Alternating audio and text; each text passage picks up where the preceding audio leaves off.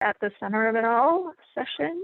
I'm Jody Ernst, and I'm joined today by Rachel Babcock and Josh Charpentier.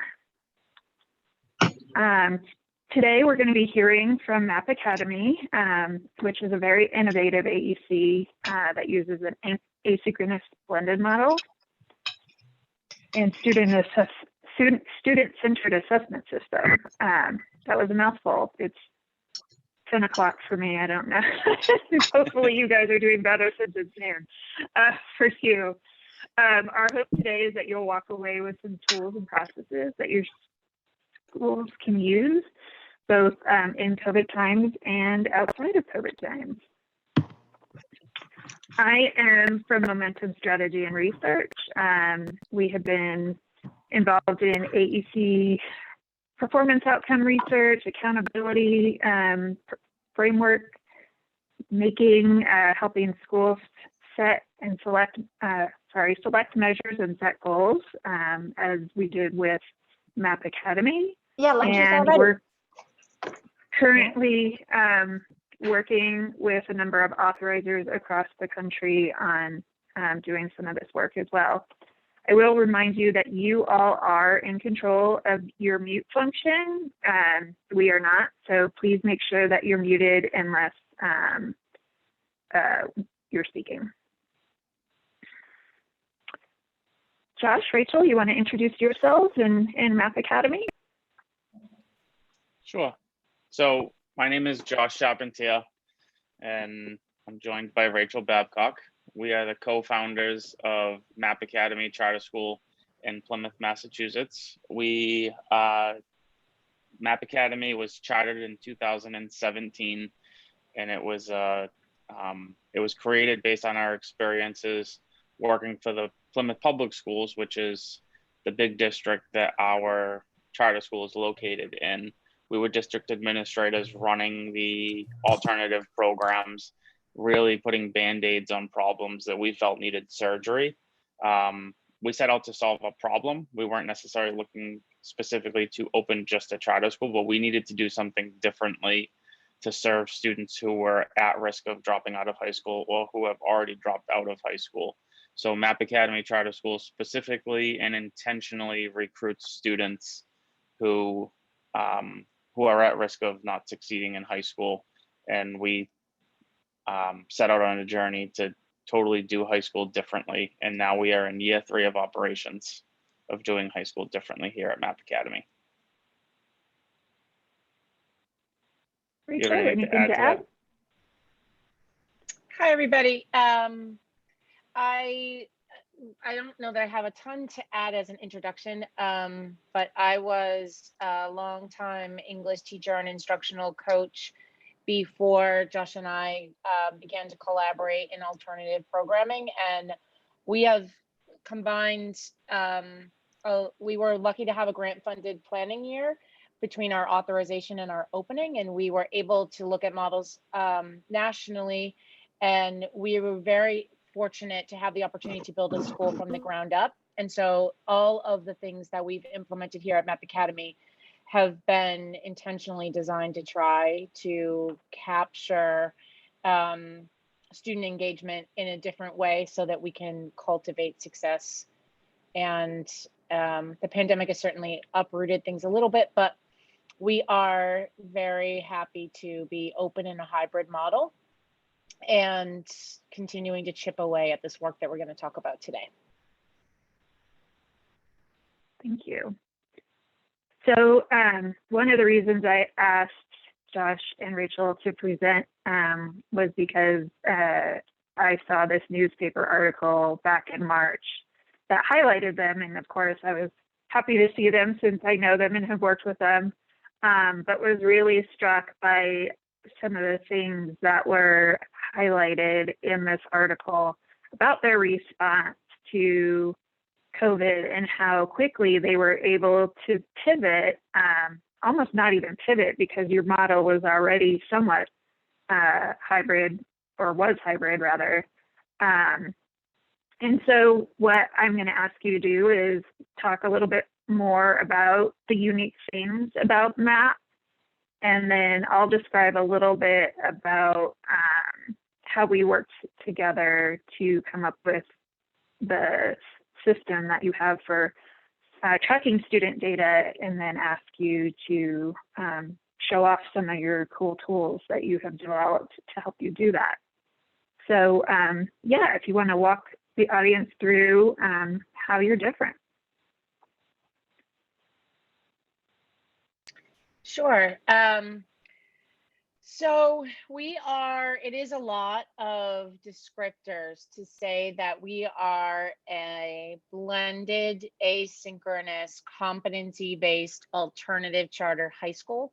But all of those things have really important implications for the way that we've designed our model.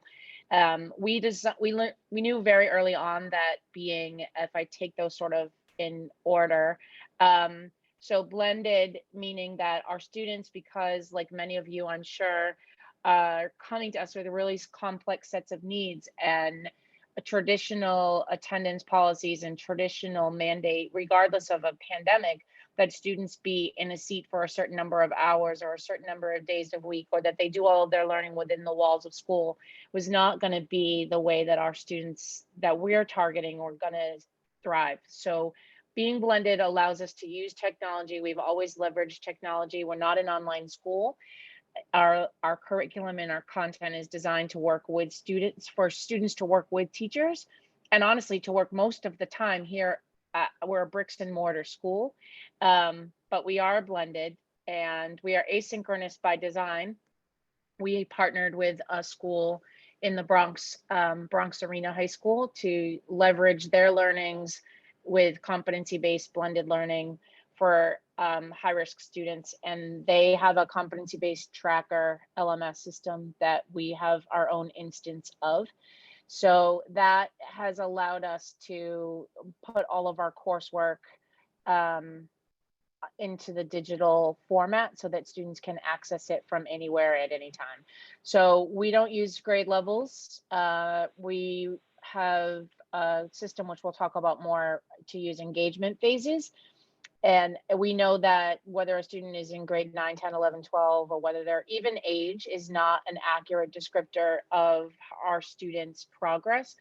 It is much more about the complex set of factors that contribute to their engagement with their education, and particular to their engagement with school. That tells us much more about the type of programming and supports that they need than the fact that they're in 9th grade for the 4th time. And it is incredible. I mean, any of you that work with disconnected youth know that telling them that they're in 9th grade for the 4th time is not a productive way to create an engagement with school. So all of our courses are competency based. They're based on mastery. So you can't fail here. We have a culture of revision, which is embedded into all of those tracker courses. That work gets sent back for revision. So it's impossible for students to move forward without, it's impossible for students to be pushed forward without skills to back up their progress. And it forces students to engage with the learning in a meaningful way. We don't have a rigid master schedule. We use collaborative and flexible learning studios. Our teachers work in interdisciplinary teams with, when we're able to be fully in person, and even in the hybrid model, our physical space. We were lucky to be able to design our physical space. And so our studios are pods of rooms that are connected. And so students are assigned to a learning studio rather than to a particular teacher or a particular schedule. The teachers work collaboratively, and so do the students. I already talked about the fact that our courses are blended and asynchronous. We have a culture of collaborative problem solving and restorative practices. We emphasize natural consequences with our students, no matter what age. We are chartered to serve students from age true freshmen, so basically 14 through age 24, we can grant diplomas. And our approach with all of them, no matter where they are on that spectrum of age, is that their effort is what contributes to their progress. A lot of our students have been court involved and have really significant behavioral histories. So we tackle that from a really trauma-informed and collaborative perspective. we have lots of support here, a really significant wraparound team, and we have multiple points of entry. Students graduate when they finish their credits, and we therefore are as close to open enrollment as we can be. We have a wait list because there's lots of demand, but we try really hard to keep things moving so that when students are ready to re-engage, we can get them in. So in a nutshell, that's some of the ways that we are different. That's a lot. I'm going to stop and allow people to ask questions if they would like. Just know that the Zoom chat function is disabled. So if you want to ask a question in the chat function, you need to do it in Huba. And if you have the presentation in full screen mode, you can't see the chat function. And my colleague Kelly Grable is monitoring that. So if anybody has a question, she will let us know. I will wait a minute to allow people.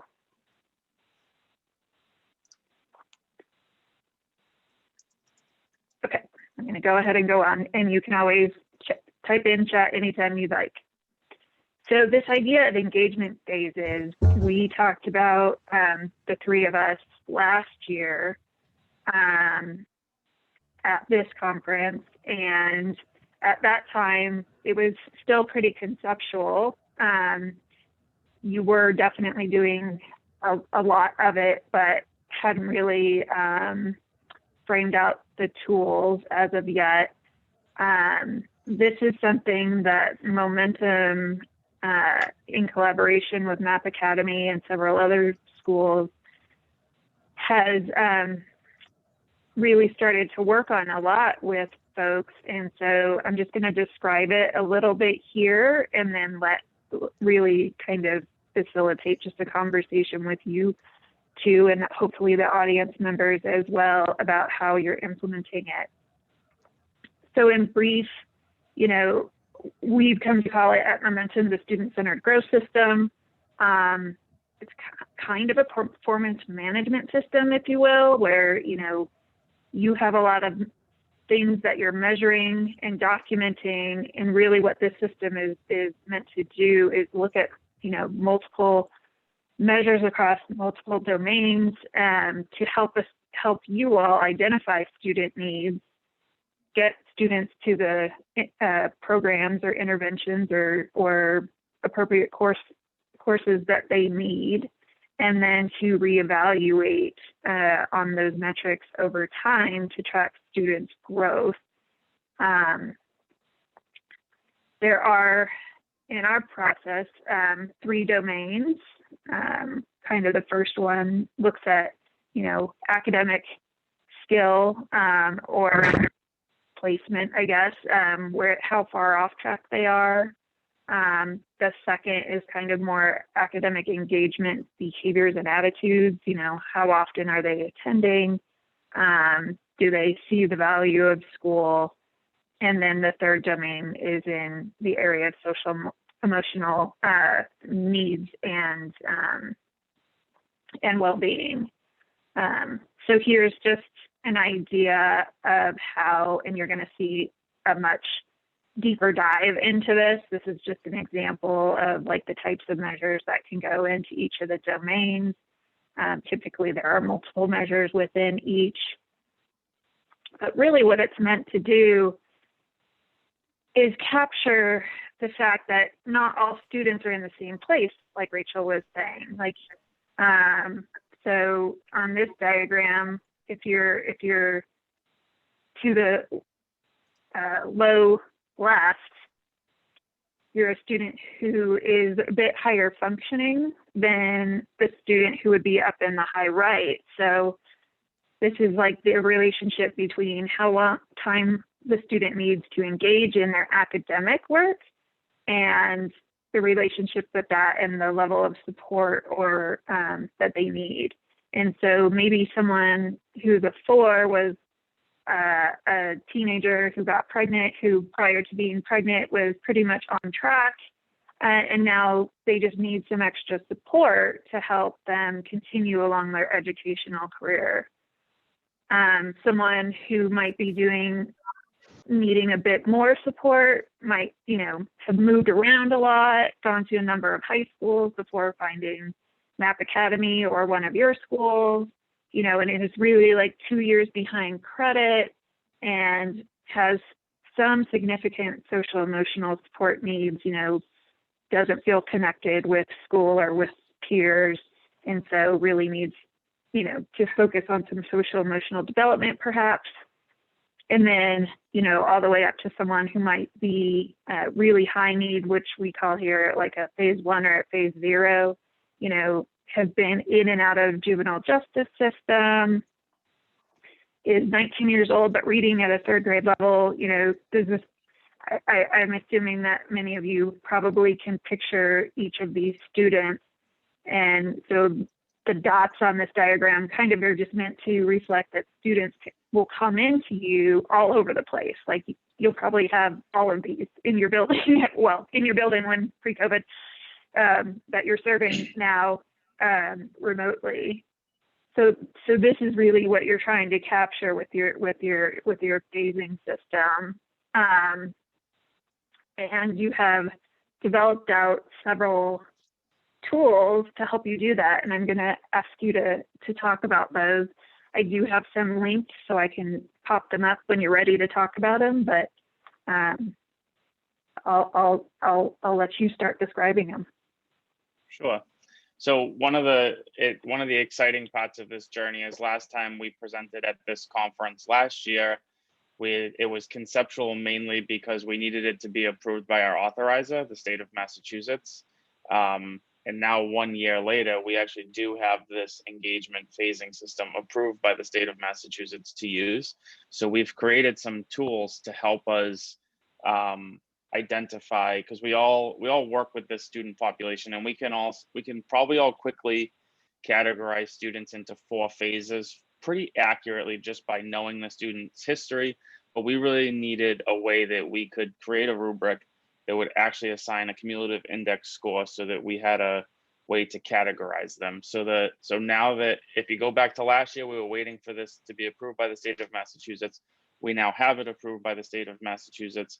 And we've created these tools to sort of begin the process of identifying how to best collect this data, which is a really exciting time for the journey of Map Academy. They are still a work in progress, in full disclosure. And the goal of this is to take, and once we start clicking through these links, they currently live in Google with the goal of creating our own dashboard that sort of categorizes these things. So I think, Josh, can I just say one thing before you go to the document?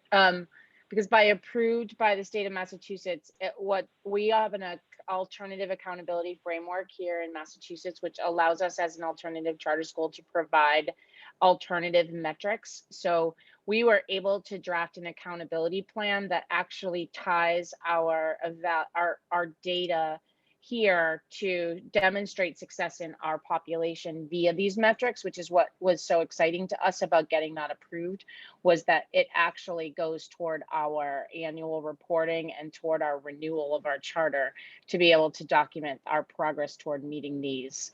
And we actually have been allowed to utilize engagement phases as a way to describe how we are expecting different types of progress from students depending on where they're at in their journey. So the things that we're going to talk about are our ways of trying to begin to operationalize how do we capture the data that we need in order to be able to demonstrate that progress.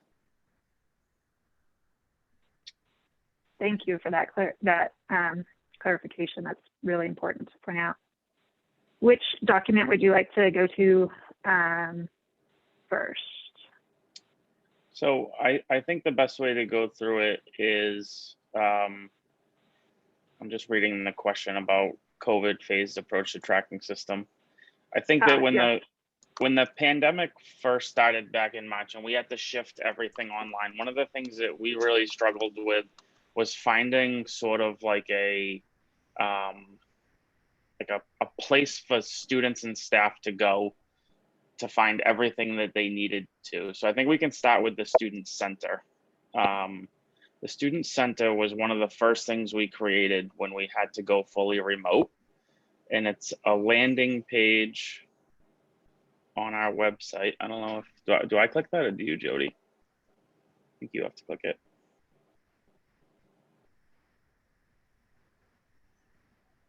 I think you're muted, Jody. Do it every time. Is it on the screen now? I have clicked on it and I can see it. Can you all see it? It is not. You can't see it. Okay, let me stop sharing and make sure I reshare with that. That's why. How about now? Yep, now we can see it. Okay. So this Student Center is a landing page on our website. And like I said, it was one of the very first things that we created as we transitioned to fully remote.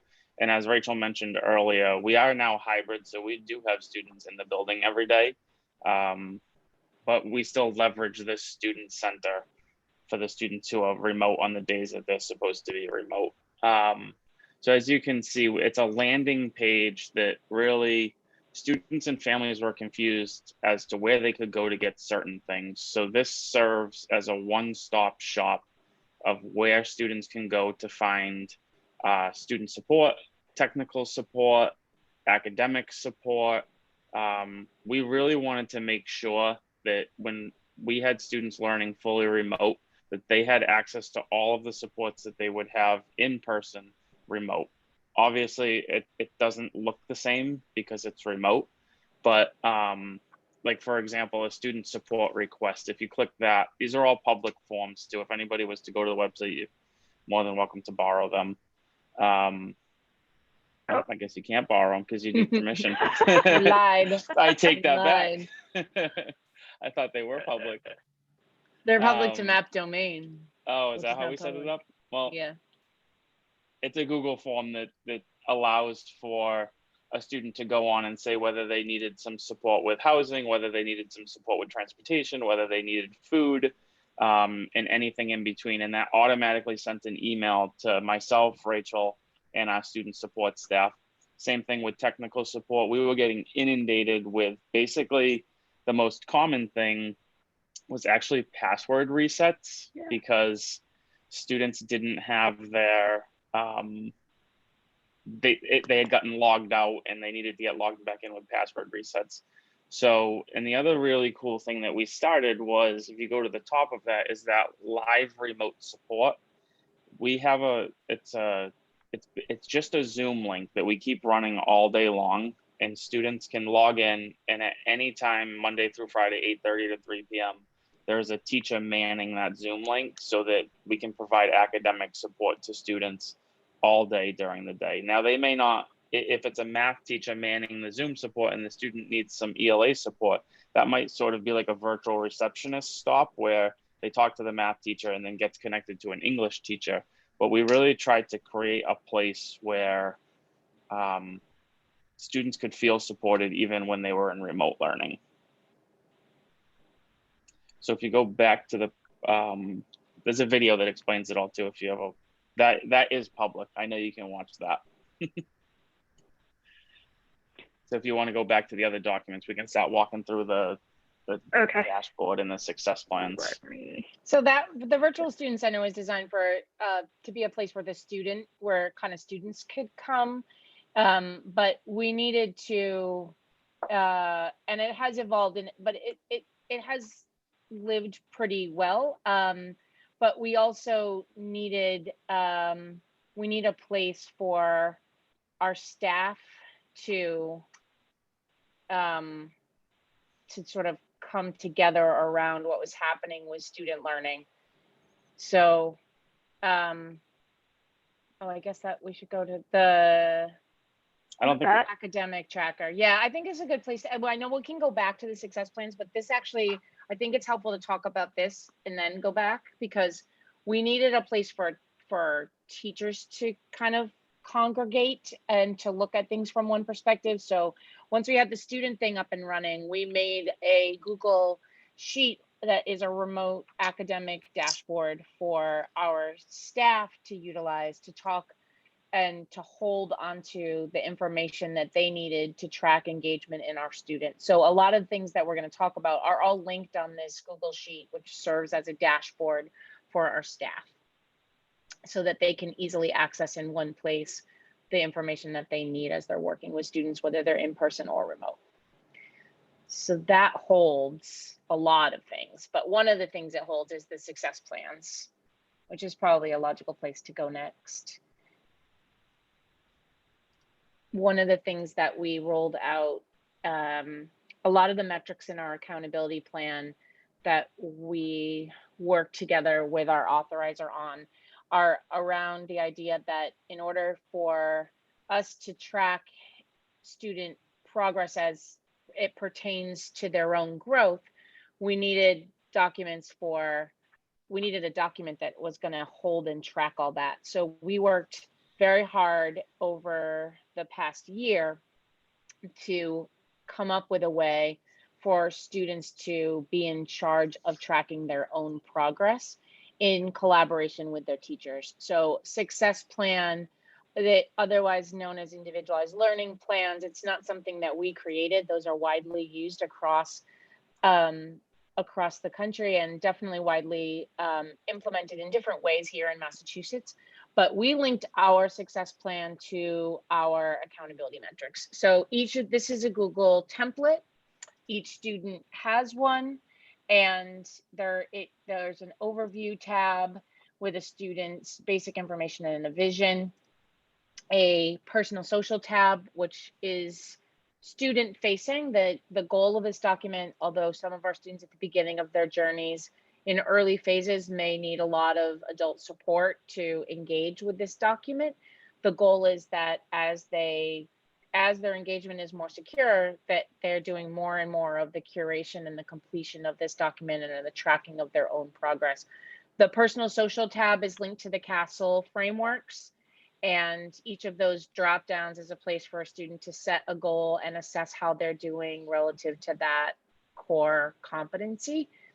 And the academic tab tracks what's happening with their courses and the accommodations that they're receiving in order to be successful. It has their standardized testing scores at the top. And then as courses are completed, they're moved over to that completed courses tab. There's a similar one for the personal social tab.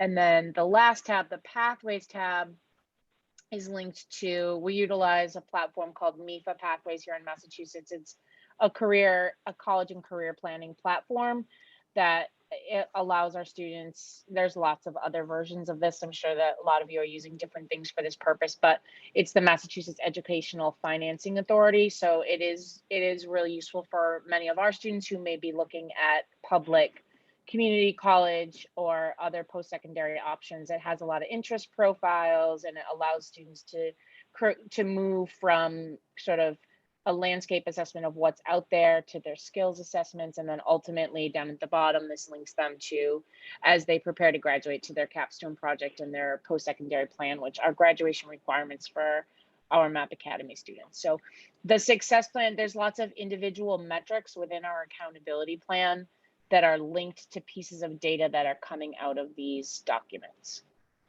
And if you go back to the student overview tab, Jody, and in reality, these live as Google documents, not Excel spreadsheets, so that they're shareable with students and staff.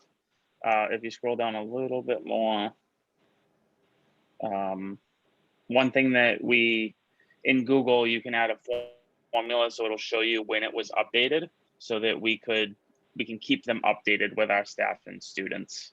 And this success plan has another document that sort of accompanies it, which is our intake profile, which really dives into the engagement phasing. So let me get that. Do you have that? Do you have that one up? I'm going to put it up right now. Oh, all right.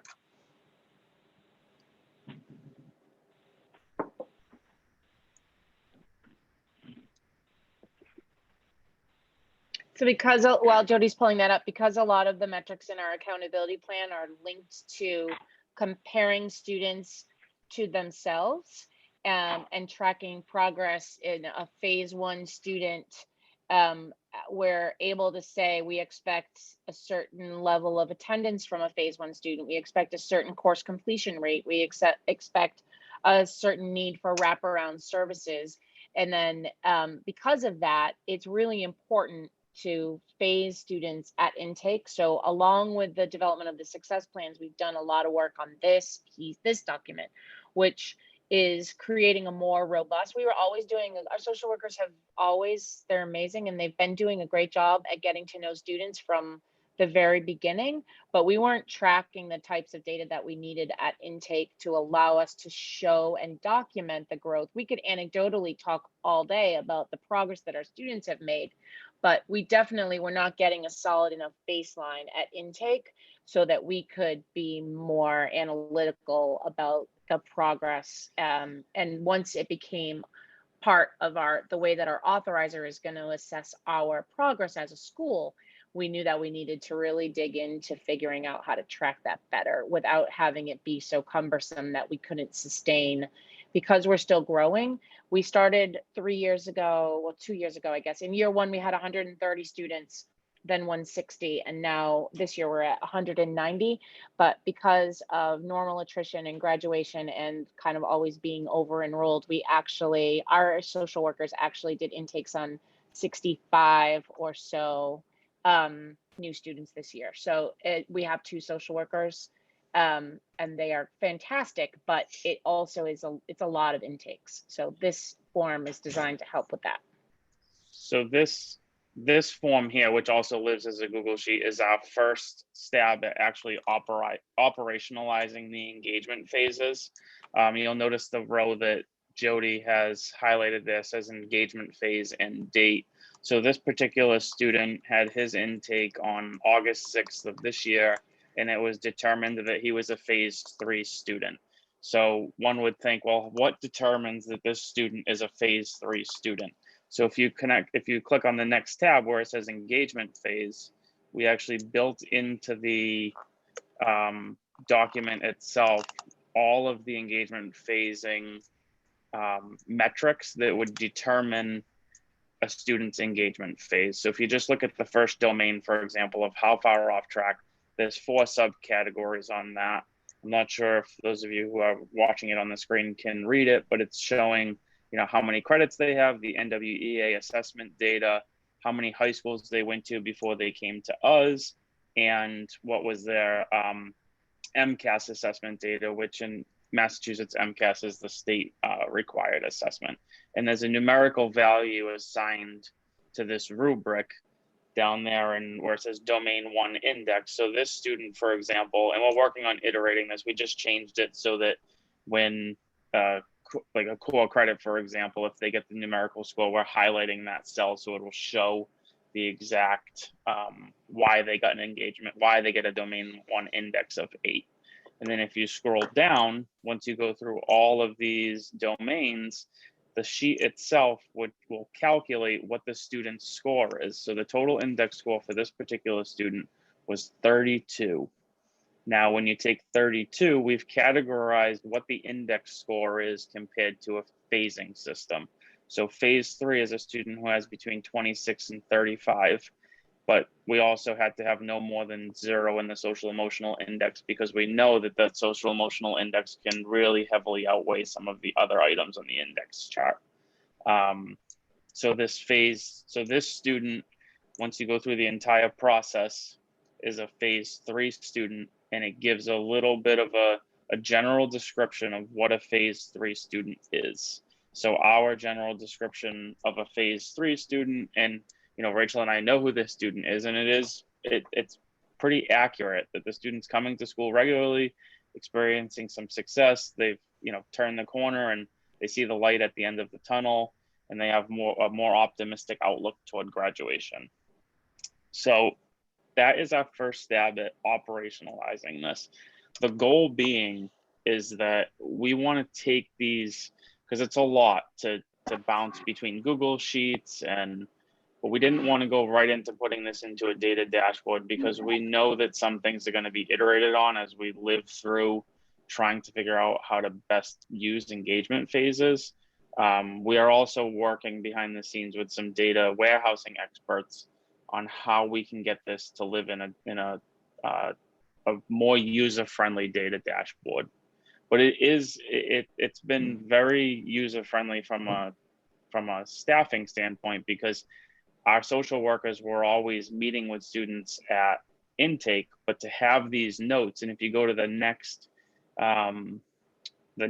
tab there, this document is what's guiding the conversation at intake. We're talking about, their school history. We're talking about what's going on at home. We're talking about if they have outside therapists. We're talking about how they are socially, legally, and also protective factors, so that we can see how we can best support a student here at MAP Academy, particularly now that we're in this weird environment where we're providing remote support and in-person support, because we have a lot of new students and we have a lot of staff members too, but they may not be able to gather all of this information through Zoom. So to have this outlook on a student, it's not shared with every single staff member, but it's shared with our key staff members so that they have a good outlook on the student. I was just going to say that one thing that's been really great about Google is that it allows for permissions to be set, because as you might imagine, these have a lot of really private information, and so whereas the student success plans are shared with all staff, so they're sort of within MAP Academy, each student has an anchor adult, a primary person, and we have academic case managers. So when we're talking about the student facing success plan, those documents, though, can be accessed by any staff member at MAP Academy while there's particular teachers working more closely with students on it. Those are semi-public. In the presumption of those is that they're shared. But these documents, this Google folder and the sheet that accompanies them is much more restricted permissions, so that we're not having our teaching staff have access to more of this information than they really need in order to be the best possible teacher. Our whole school is founded on the principles of positive youth development, and we know that youth development indicate the need for our teachers to have high expectations for students and able to close skill gaps and hold students to high levels of academic achievement. We know that sometimes having all of this backstory on a student creates tension with that need for teachers to hold students to high academic standards. So we need to know all this, but not every academic staff person needs to know all of this. And it's the student's story to tell. We believe very strongly that, again, according to the principles of youth development, that the story that comes out at intake, the story that Josh highlighted of all of the things that have happened to our students, that isn't something that everyone automatically has a right to know. And so our students know that we respect their privacy and that we've able to kind of configure the documents accordingly. Rachel and Josh, a question did come in saying this document looks like a lot of individual documentation tracking. Who completes this? And then how do you get buy-in on the value of this in addition to providing instruction and support to students? So for the intake profiling, it is completed by one of our social workers at intake and then added to as they go. So that is very specifically done by one of our licensed clinicians. And I think that we are using the information that we glean at intake allows us to create as a leadership team and as a student support team, it allows us to design an academic, it helps us make assignments to those learning studios that I was talking about. It helps us to assign who the best person for someone's primary person or their anchor, as we call it. So we use that to inform, along with the transcript data that we get about students' academics, it helps us to create basically a launching point for creation of a schedule and an approach to onboard that student in a way that's going to set them up for success. Buy-in, honestly, we have an incredibly mission-driven staff, and I think that I feel very, very fortunate to say, and I came from a district setting. Josh and I both did. We were district administrators, as was mentioned earlier, and I think one of the very, very best things about being a small alternative startup charter school is that we've been able to hire an incredibly mission-driven staff. One thing that we never quite literally have to worry about around here is buy-in.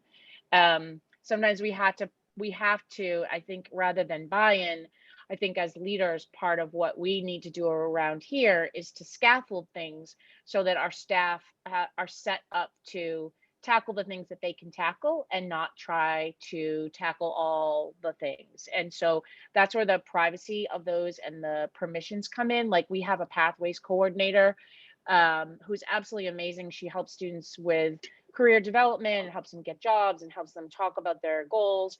If she knew all of the details that are in those intake profiles, she's such an empathetic, amazing, caring person. It would be harder for her to do her work if she was trying to look at all of the students' ACEs.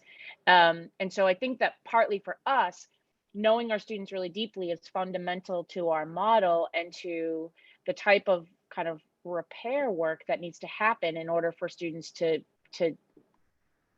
propel themselves forward.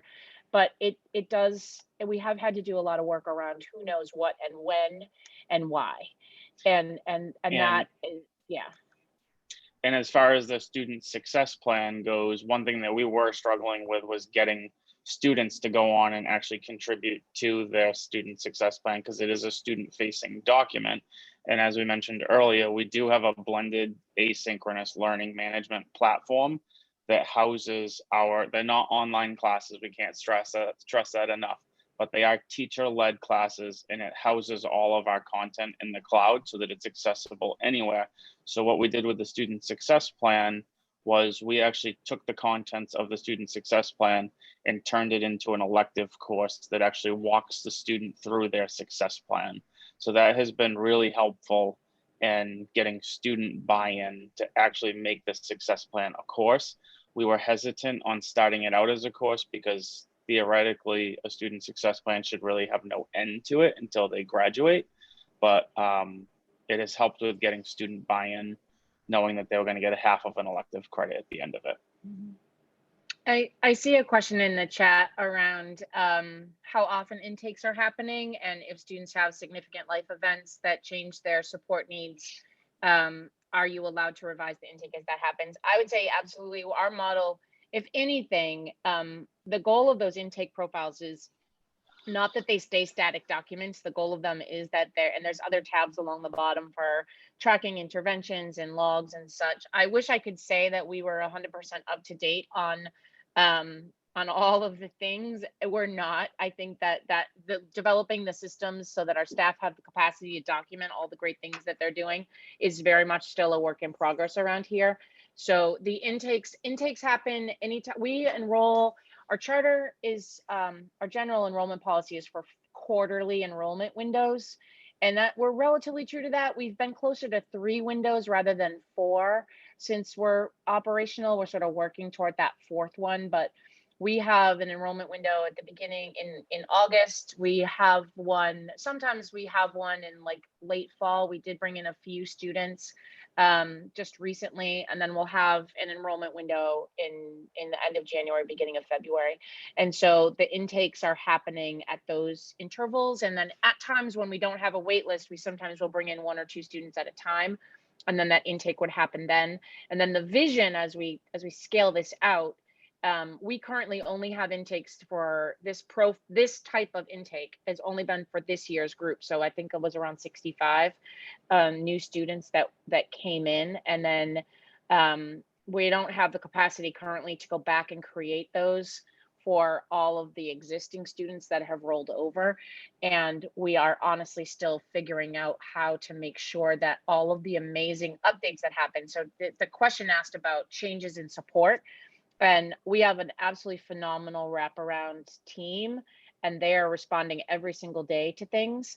And so I think that as we get better and as we work toward a more sophisticated data dashboard that holds everything together, we will get better at tracking those responsive accommodations and wraparound things that we're providing.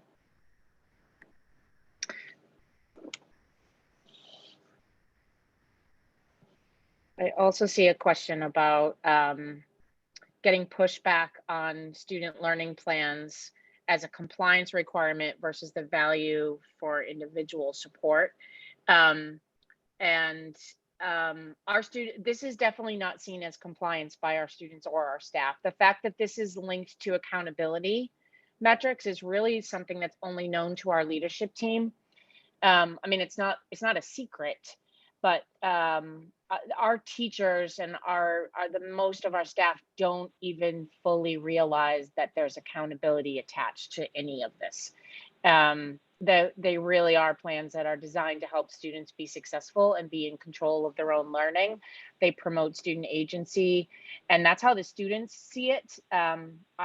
So I don't think that it definitely, it has some, I guess, compliance implications, but not so much. And because the way that Massachusetts structures the alternative accountability framework that we were talking about, we're very fortunate to have a lot of support for alternative schools. There aren't that many of us here in Massachusetts, but there is very much an awareness in our Department of Ed in the Commonwealth that these types of schools are necessary. And there is definitely an accommodation from DESE that that the traditional metrics, which very much are compliance for us, like every other school, that they don't tell the whole story. So this is more an opportunity. The idea that we can use this for accountability is really genuinely, we're very fortunate that it is an opportunity for us to tell more about the kind of school that we are, rather than anything anyone is forcing us to do, which definitely changes the tone of how people feel about implementing it for sure. We're lucky with that. One question that I get a lot from folks that we present this to or are working with on this is how much about the student phases get shared with the students. Like this, do the students know their phase? Not in any particularly explicit way, no.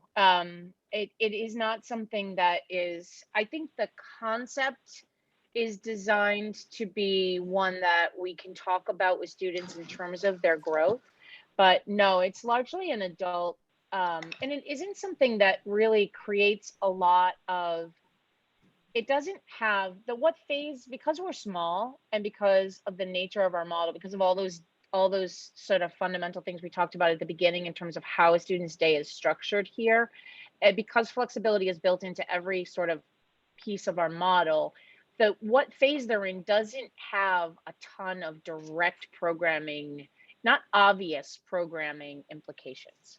So it does sort of run as a thread in the background as a way that we conceptualize and talk about and think about progress here.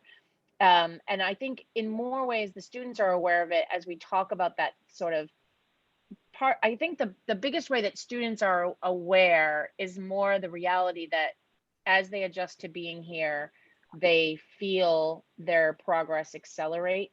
But no, it's not really designed to be, we kind of use it as an approximation or of a grade level or a substitute for grade level, but it's not something that we talk actively about. And students aren't grouped by it or classified by it really. And coursework is not sort of, there's no correlation between a student being phase one in a certain type of course or a certain schedule or a certain teacher or a certain studio.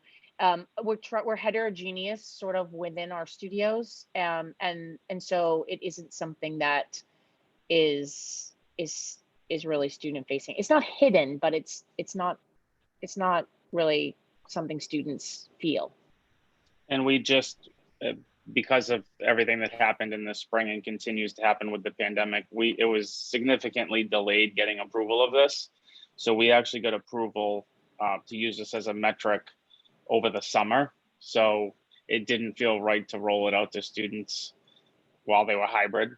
The plan is to evolve and to utilize it a little bit more student facing, but not at the moment. I mean, students have enough changes in their lives right now that they don't need to try to conceptualize what an engagement phase 0 means. Right. Well, and one thing that and that phase 0 is something we struggled a lot with because we had the sort of phase 1 through 4 for a long time, and we haven't really talked about a lot about it, but I mentioned that we're fortunate to have an understanding of the need for alternative high school options here in Massachusetts, and we are actually allowed by our accountability plan to exclude our phase 0 students from accountability for the purposes of our own plan, not from the official metrics that are collected for every high school, but from our own plan. So that if a student is from academic metrics, right? So if a student is, but phase 0 is a terrible name. It's an awful thing. We don't really describe that. We talk about our students who are not engaging, but it's definitely not something that we use as a label in any way.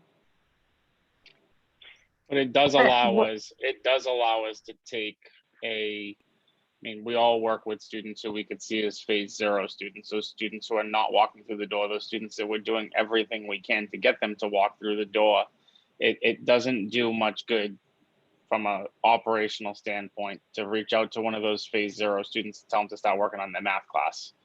But it does do a lot of good to tell one of those phase 0 students, like, come to school, let us help you, let us get you the support you need to start coming to school. So starting the conversation there versus jumping right to academics is instrumental for us as far as accountability goes. And one way that we've used that is we have a weekly meeting. So our social work team, our support team keeps a weekly log of who has had 0 engagement that week.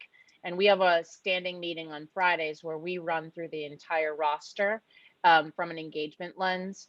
And we track how many weeks a student has been 0 engagement, and we count engagement as whether they were physically here, whether they submitted work remotely, whether they connected with a support service or they had a counseling appointment. All of those things would count as engaged.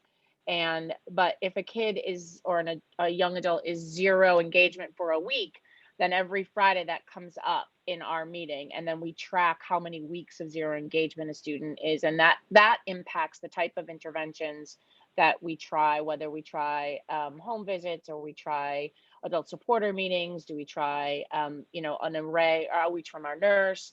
What are the various things, depending on what the factors are for each individual youth, it impacts what our plan is. But that is a way that we use that 0 engagement. It definitely impacts the intervention plan for that student.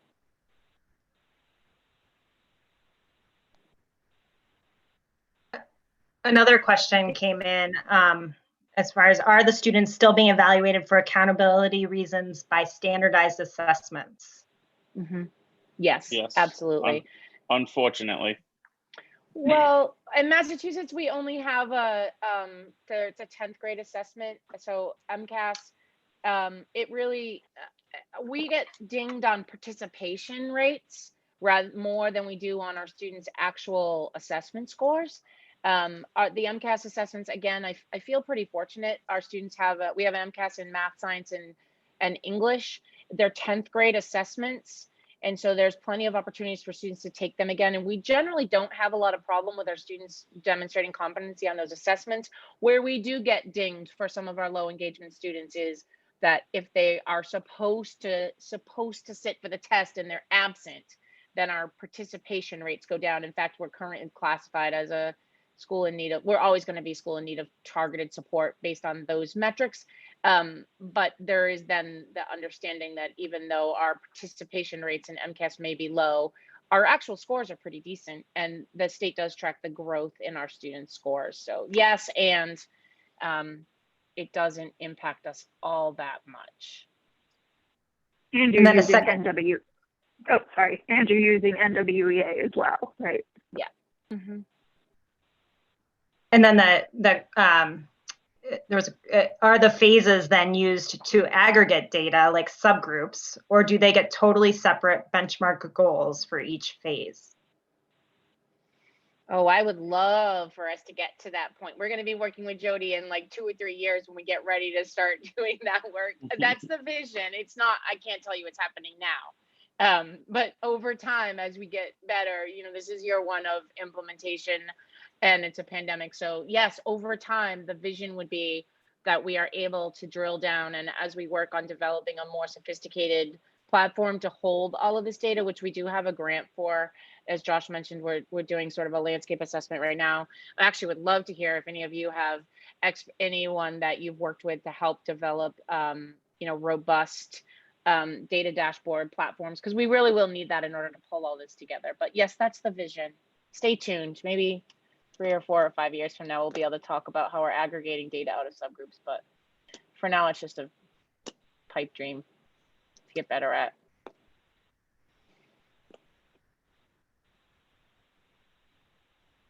Any other questions? Well, thank you so much. It's 4 minutes left, so if there are any additional questions, please feel free to ask. Otherwise, I will thank Josh and Rachel a lot. Here is their contact information as well as mine. If you have any additional questions for them, Josh has said that they can share templates. They have to figure out the mechanism to do that. But so if something that you saw is interesting to you and you'd like to get a template from them, please do reach out. And shameless plug, Momentum will be having a sponsored session where we go deeper into how this is done later today, 12:30 my time, or 12:30 California time, I think.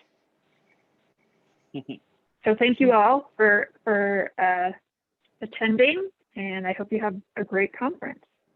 There was another question that popped in. Okay. It said, of the 60 plus students you used, what are the approximate numbers of students in each phase? I'm guessing that's based on the intake.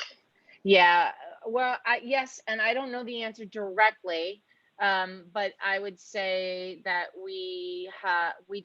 it's very rare. I think we have probably 1 or 2 or 3, maybe that would be like a phase 4.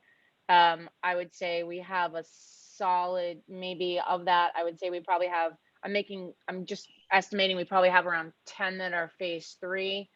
And then the rest would probably be equally divided between phases 1 and 2, but many of those slip quickly to 0. So no one would be phase 0 if they're enrolling in a new school. But we do find that a lot of our students who enroll as like a phase 1 or 2, as their barriers and the obstacles that they're facing erode some of that enthusiasm. It's very, very common that we enroll students and then within a couple of weeks, they're not engaging, and we need to do the work of trying to do that. But that to us is a sign that we're on mission. Because if we start enrolling a lot of 3s and 4s, then we're off track with our enrollment, because we are genuinely designed to serve students. We love to see phase 0 and 1 and 2 students come through our doors, because that means that we're recruiting the students that we're meant to serve. Have you noticed more? I mean, I know you weren't scoring them before in the same way, but just do you think COVID has made more 0s than you had in the past? Not yet. I don't think we're seeing that. Oh. I think it probably hasn't caught, you know why it hasn't caught up yet? Because it's on its way. I think we're going to see it very soon, and I think we're going to see it for several years moving forward. I think there was a bit of a lag because at least here in Massachusetts, students all got credits. So we actually had a massive decrease in students leaving or accepting their spots because they got all their credits. So there was this artificial sort of, it was all pass fail from closure to June, and most high schools here kind of gave benefit of the doubt, as they should in a pandemic. So a lot of students who were really failing in the middle pre-COVID, who were really struggling, ended up getting credits that kind of artificially boosted them. Those are for students that were continuously enrolled.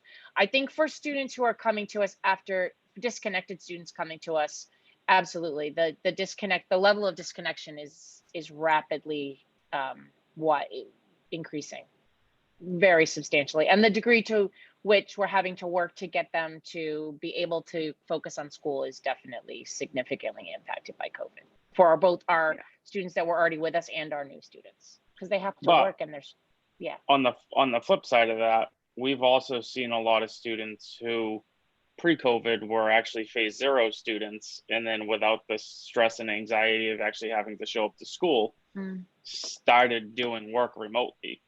So it was in pocket, but it's an we had interesting that phenomenon. too. Yep, it's an interesting phenomenon for some of our anxious students, school avoidance students in particular. They've done better with remote. Well, interesting. Well, thank you so much. We're at time. Thank you. Please feel free to reach out to myself or Josh or Rachel if you have further questions, and we'll see you all in more sessions.